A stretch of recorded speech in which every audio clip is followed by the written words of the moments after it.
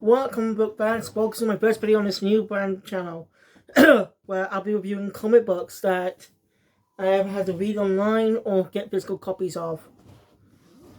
So today, before I start this off with something I wanted to review for quite a while. This is my old comic book channel. Didn't bother to keep it at the time, but I'm reviewing this. The comic book adaptation of the hit 2018 PS4 video game. Since the sequel's coming out this year, something I wanted to do anyway before that when I started this comic book channel up. Now, yeah, I am going to be looking at the book to help with my review because I forgot most of it. It's pretty long, around 6 chapters, and the pages. I think this is just a confirmation of the 6 chapters into one book. That's my guess. They were separate stories.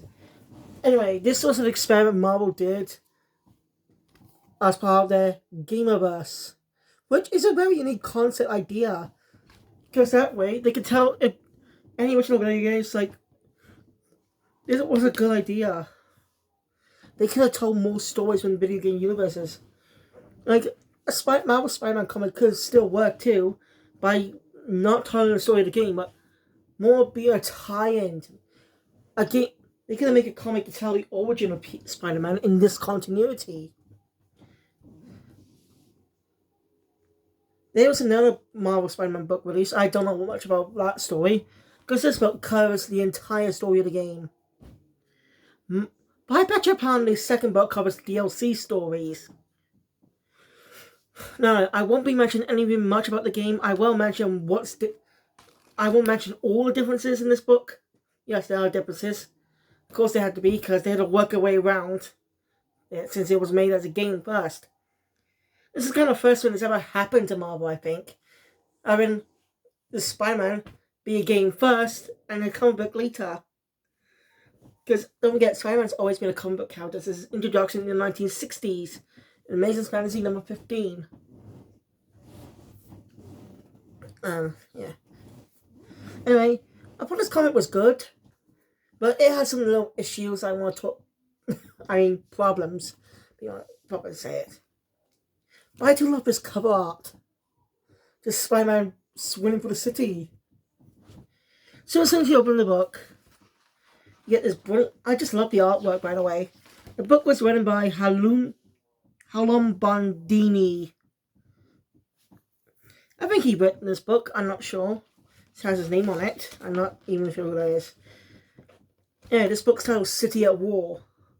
A nod to the city. I think this is supposed to be a nod to the city that was these DLCs. There are 3 of them, but DLC 2 is important about in a character's development, and it's slightly acknowledged as a side mission much later on in the third DLC story. I get though, those DLCs were done to tie up loose ends the game left. Mike, you also know what they're going to be doing with these side missions for the sequel. Anyway, when you open the book, you get this little line, this spread here. I think this was written by the late Stan Lee. It has True Believers, so it must have been written by him. That's his catchphrase, we don't know. So, the name of this Earth. So, it looks like this comic book officially names this Earth of this Spider-Man's universe. Where this Spider-Man's from. Earth 1048. I like how they get. I mean, it's really cool. Spider-Man PS4 actually appeared in a Spider-Verse crossover comic, where it's more focused on Miles. Peter gave help, where Peter's force Peter, this version of Peter, talked to Miles, to mention how his Miles too. Now, I don't know the title of that game yet. Anyway, tells you more about the game, tells you more about this comic's based on the game and stuff. Actually, it was written by Brady Webb. Let's see. Writer was Dennis Hopeless Hallam.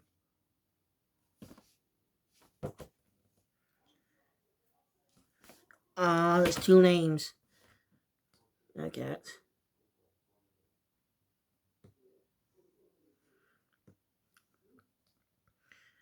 Its artists for all 6 chapters, Michelle Bandini or Michael. I think it's Michael. issue 1 and 6. So chapters 1 to 6 is done by Michael Randy. So artist for chapter 5 is Luca Maresca. The inks done with chapter 6 was done by Elisabetta D'Amico. Colors by David Crewell. Babigo Chigagi does the lettering. Editors are Mark Bassau, Nick Russell, and Martin Burrow. Publishing team, CB Volsky, Joe Quesada, Dan Buckley, Adam Fine. I don't know if I'm wearing that. Now, the Insomniac Games team is Jacinto Chu, John Paquette, Erica Monticello, and Bill Roseman. I don't know if I pronounced those right. Anyway, now then, let's talk. So the story opens up similar to the game, scanning across Peter's room, but it's like a game at the book as a narration by Peter about his anxiety and stuff. As he gets by the way, no. If you play the game, I'm not going to really tell him much of the differences. If you want to see all the differences and do comparisons yourself, just read the comic and play the games. Do both, you know. And you know what the differences are.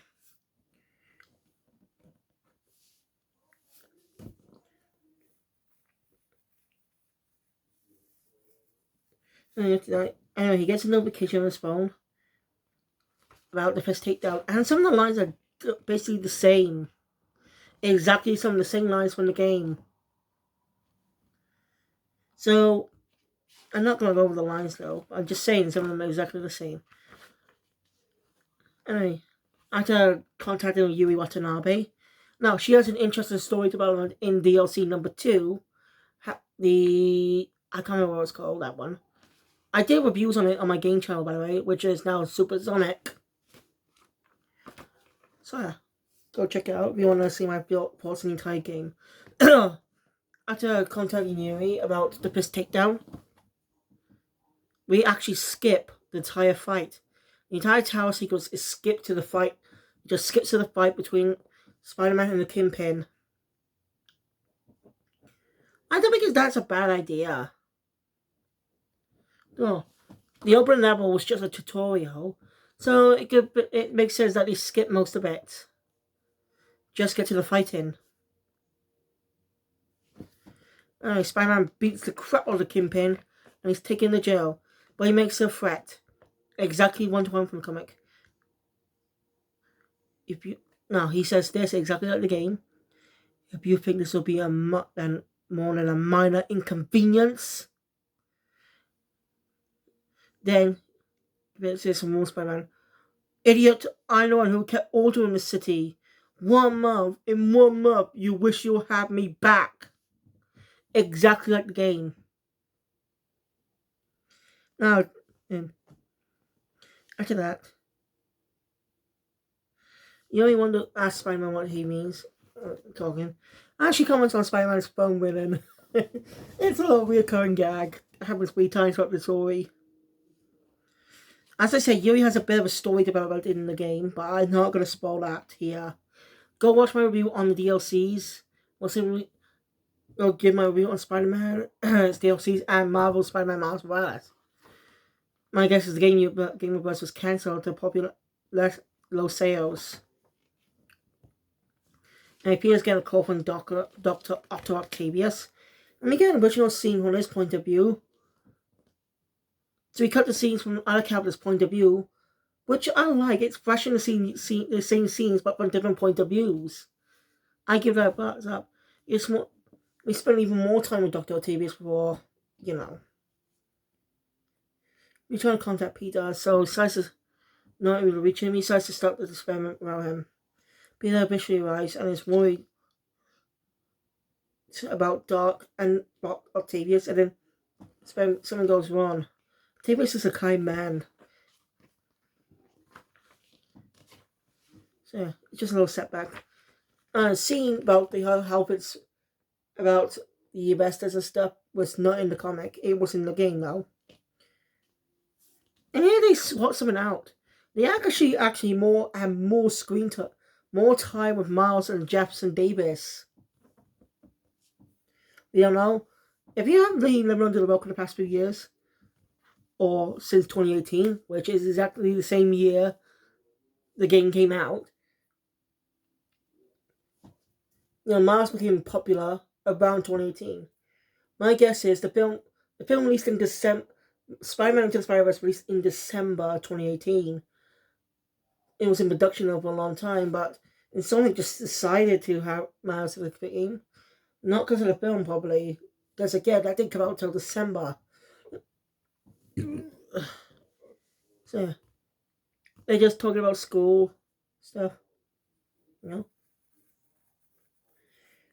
And yes, and no, he's allergic to Shocker. Herman Schultz gave the Shocker robbing the bank. So, yeah, he drops Miles off and he heads to the bank. Now, this is actually swapped in. This takes place a little bit later in the game. Because in the comic, as you can see here, he is still Spider-Man in his old suit. But at this point, in the game, he's already got his new suit. It's interesting and it's refreshing. I don't mind it. Not complaining, I'm just saying it's refreshing.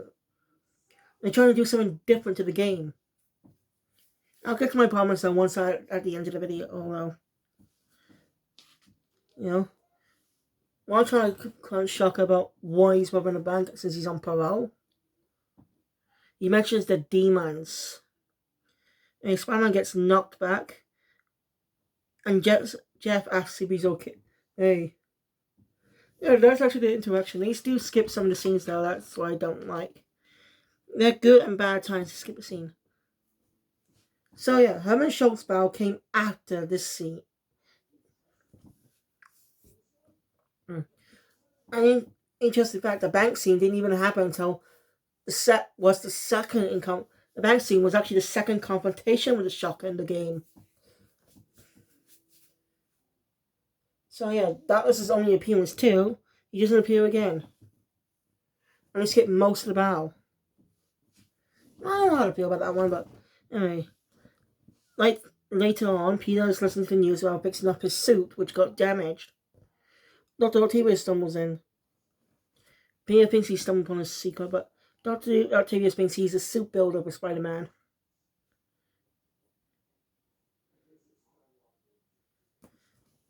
Doc says he won't interrupt, and that's how activists work. And he starts thinking about it, and I finds it very fascinating, as he comes up with some interesting ideas. When Peter wakes up, he has a sticky note message from Doc, checks the computer, and Doc was able to design new looks for the suits, give Peter a little hand, and come up with new ways for the suit. Peter's impressed. Then we get a text from. Then we cut to Mary Jane. It's actually explaining the whole thing in the text, which is not a bad idea. And it's a good thing too, as in the game it's just crap. The stealth segments with Mary Jane and Miles are just crap in the first game. It's a good thing Miles Morales got rid of them. Hell, the DLCs kind of got rid of them. Mostly. There was one in the first DLC with MJ, but that was it. And then, so yeah, they're improving a lot and can't wait to see what they do with the sequel. Actually, she snuck into a museum, found a secret file from Oscorp, something about Devil's Breath. She's texting this to Peter, he hasn't responded in quite a while.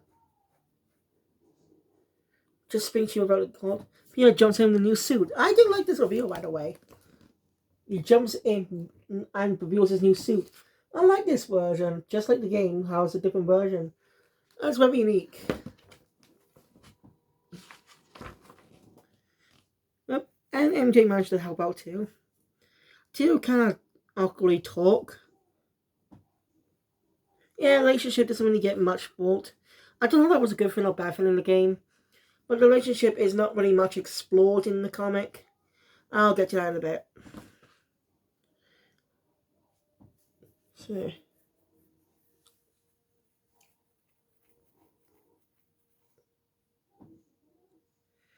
She warns Peter what she knows. She don't. She says it's good to see him. He says to her, "You too." She comments on his new suit that it suits him. Anyway, while Spider-Man's taking care of these demons, we see while MJ's watching, she gets caught by one of the demons, but he comes into her rescue. He takes down all the demons, but managed to escape with the file. Now, here's the thing that the game kept a little secret, even though it was obvious in the game, yes, if you're familiar with the comics with Martin Lee, aka Mr. Negative. But they pretty much reveal it early in the comic. I still wish we got to spend a little more time with Mr. Negative. Like, it was clever that they subverted the villain in a way. Mr. Negative was supposed to be the villain in the entire game, but they changed, but that wasn't true in a way. He was the villain for most half the game. And when you defeat him in the subway station, at Central Station, think, is that it? Are they going to save it for the sequel? No. Anyway, the demons arrive back and report to their boss Martini, aka Mr. Negative, as I said, but there's with Simon. Now his plans can get more into action. And he leaves for a prior. Peter and May talk about MJ and stuff. And then Mr. Martini shows up. It's May's birthday. It's celebrating May's time here. Conversation. He excuses himself and leaves since he has more business to do. Well, May still continues to talk about MJ. Meanwhile, Miles is studying at home, texting his friend Genki about the latest fight with Spider-Man on the battle against Swarm, who was not in the game. It's stated much later on in the comic in a segment later. But I'll get to that. Watching him take down Swarm and commenting on it. And Miles gets told he's going to be late for school and quickly heads out. After catching the Swarm,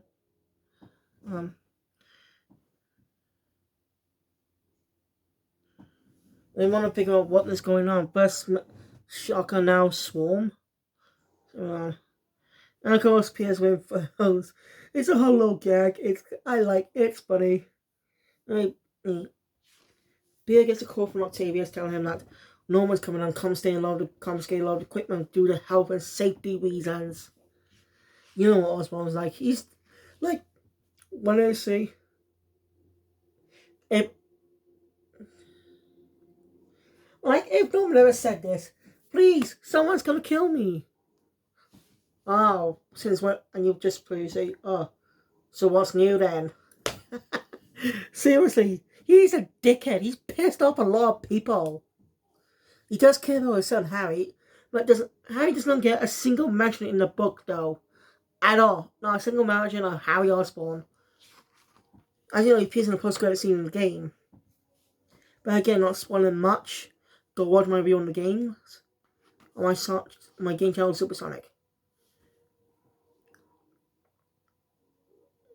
Anyway, it's a fun little gag about when he tells you he has a secret underground spider layer. It's kind of funny.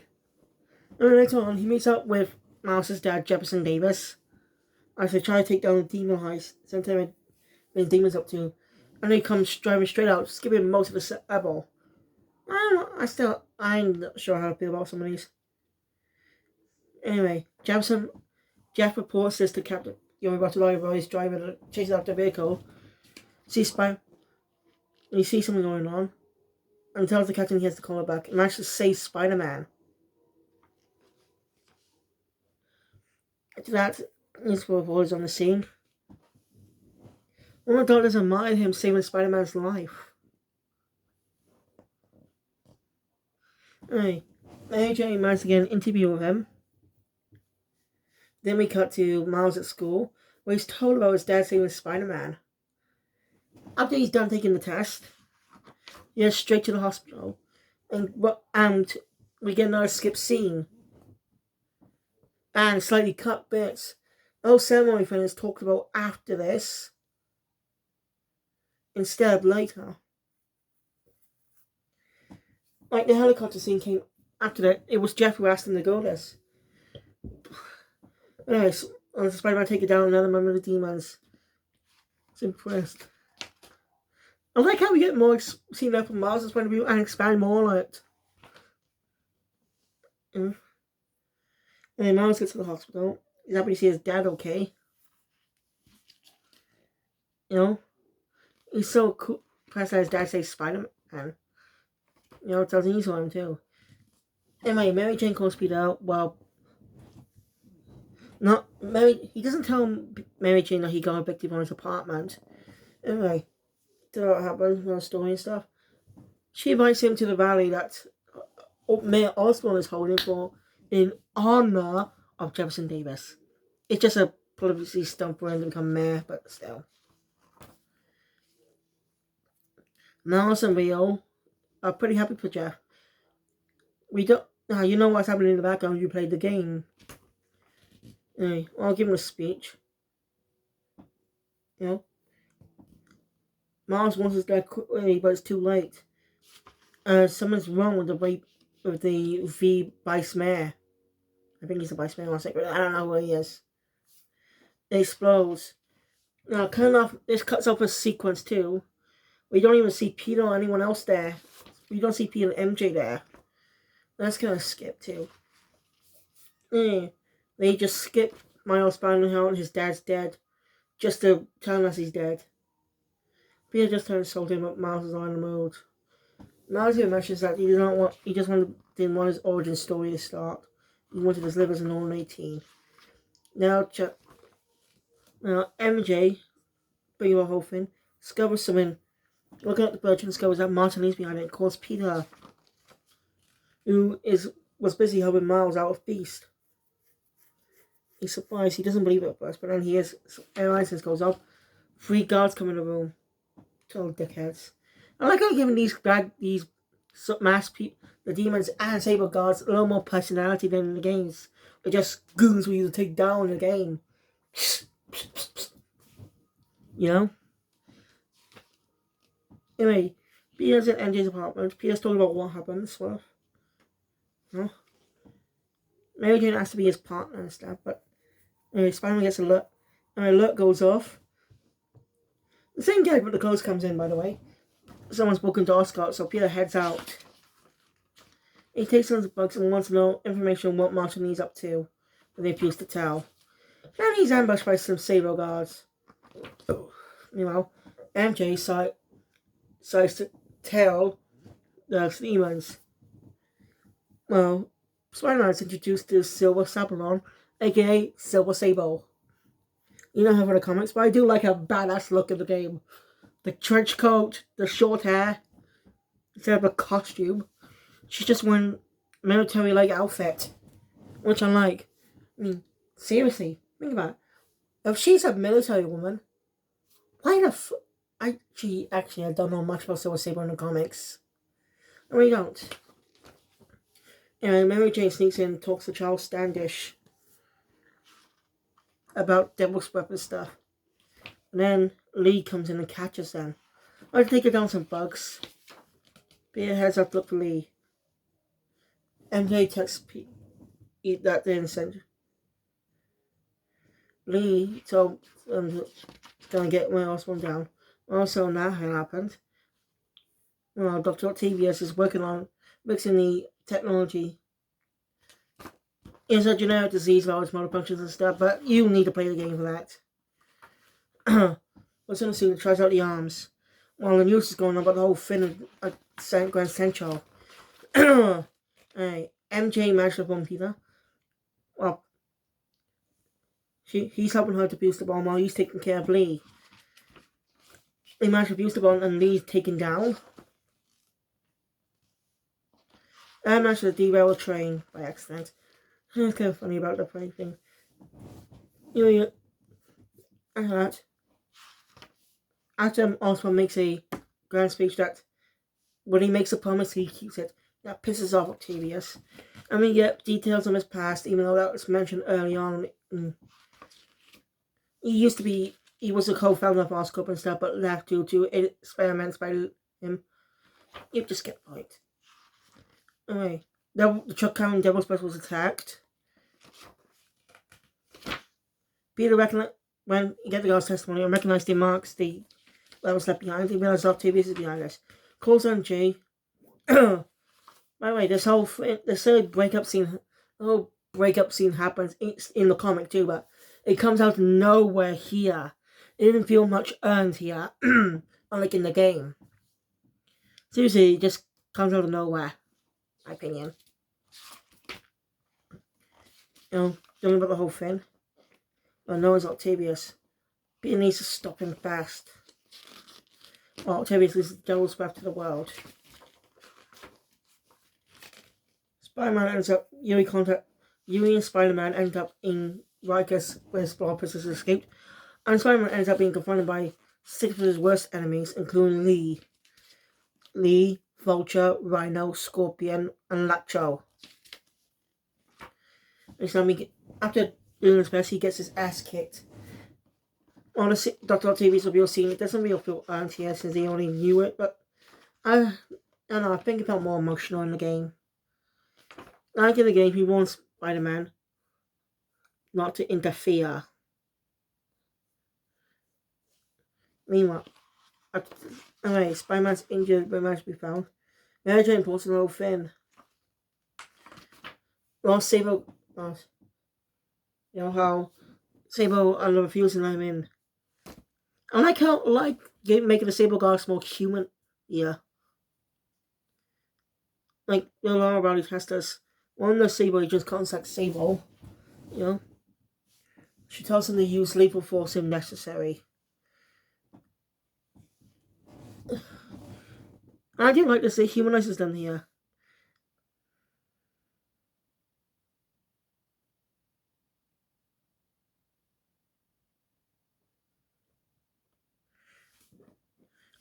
Like, I like how these guys are good guys, not bad guys. Just the way they act in here. Look, the way they act here, I like it. Shows them they're not just mindless goons. Just do whatever Sable says. They have their own thoughts and free will. Oh, earlier on, one of them mentioned that one of the lucky guys is going to be Spider-Man. So one of them was a Spider-Man fan. Seriously, I just like how they fought out these guys. Hey, that's my last Spider-Man comes to take him out. One of the guys easy to manage because he didn't want to do this either. Spider-Man comes, he knows the difference between right and wrong. After in hospital, he talks to the Sable Guard, saying, "We don't like being Osborn's goons, you know." And Spider-Man says, "I know. It's hard," and the Sable Guard says, "It's harder than you think, than the right thing." And Spider-Man knows it's hard. Anyway, the guard comments that this city needs Spider-Man more than ever. See? They're good guys, not bad guys. I like it. And like in the game, MJ contacts Peter to find out tell him what she found on Oscorp's up. Well, he's the one that turned Lee into Mr. Negative. Anyway, I see pictures. MJ actually crosses Sam Hines. She ends up running away while she tells Peter to meet her to hurry. Peter sees her manage to catch her, and we get a fun little comic book classic reference here. Recognize this pose? Oh. Don't. This is the pose Spider-Man making his debut in Amazing Fantasy number 15. I think it was 1967 or 1960. I don't know the exact year, okay? I mean, Spider-Man is still popular.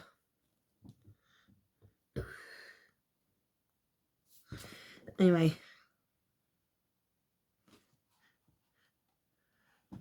And Spider-Man sets her down. And he goes after Octavius and Lee. Since they come on after Osborn. Anyway, Miles and MJ have a conversation. MJ don't know when Miles got bit by a spider that crawled on her from the lab. But they don't seem to know anything. Meanwhile, Spider-Man's taking Kit Bound and Lee. Skipping most of the time. I don't know, skip some scenes.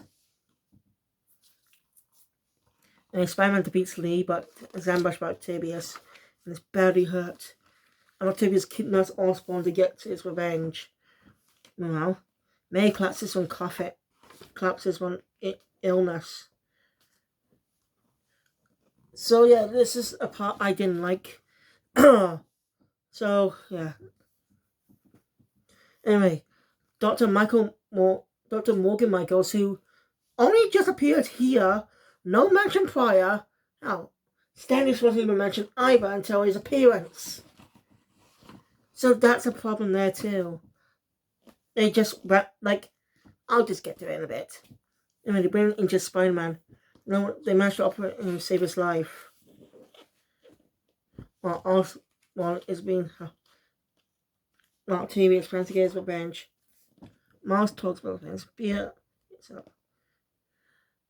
And MJ encourages Peter to use his Peter brain power to take down the arms.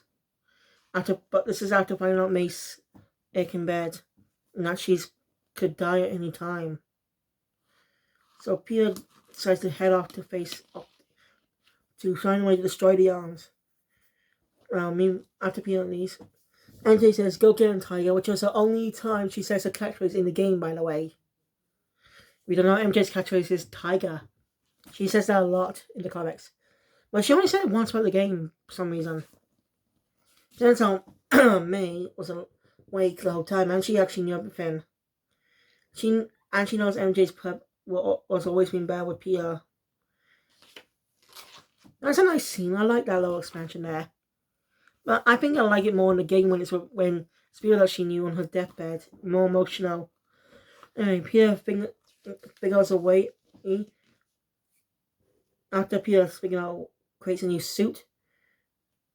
After Octavius drops Osborn, Peter rescues him in his new look. He mounts Osborn. Yes. Trying to stop him. Octavius knew his identity in time. But anyway, Peter managed to take him down. It's an emotional moment that the person he looked up to is turned around a half evil. He leaves Ark just lying there. Anyway, Peter's informed that that she can.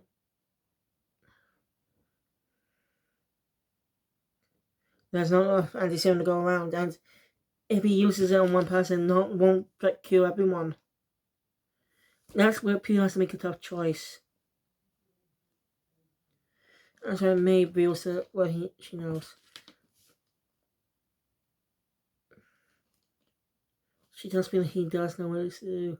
It's an emotional moment for Peter, as you know in the game, as he doesn't use the cure on May, and she passes away, and we cut to her funeral, which is sadly short in the comic. But this MJ was added into Peter and Miles. We didn't get a Stan Lee cameo sadly in the comic. It would have been nice, but because he actually passed away that exact same year in 2018.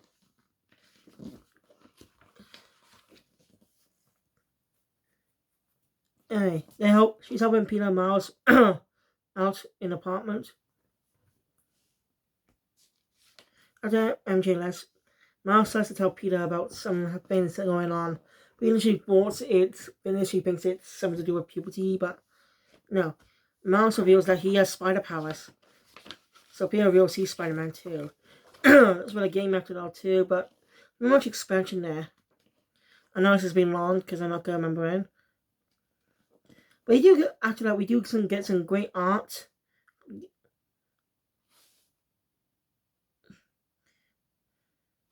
Some different cover art. There's one I actually can't pronounce them. See them here. So yeah, it must be separate issues of them.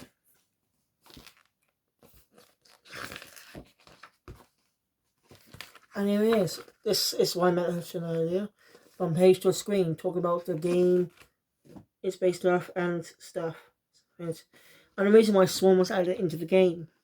Added it in the comic, I meant. And that was Spider-Man City at War.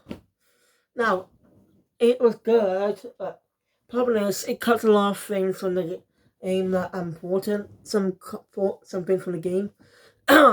This would be fine for someone who actually played the game before reading this comic. But people who never played the game and read this won't get most of the stuff in it. That's the problem. It's not easy for it won't be easy for newcomers in. They'll feel like they just have to play the game to know more stuff that's happening in the comic. That's my problem with it. As I said, it's only just made for the fans of the game, not just regular comic book fans. Overall, it's a good comic. If I get a chance, I'll get the second one. It'll be a long read though. This was a pretty long one. I know it's been pretty long. But anyway, please let me know if you actually enjoyed this comic or not in the comments down below. I'd like to thank you all for watching and see you guys next time. If you do enjoy this content, want to see more comic book reviews, subscribe to the channel and click that notification bell. And I'll see you guys next time for another video. Comic Book Adventure out.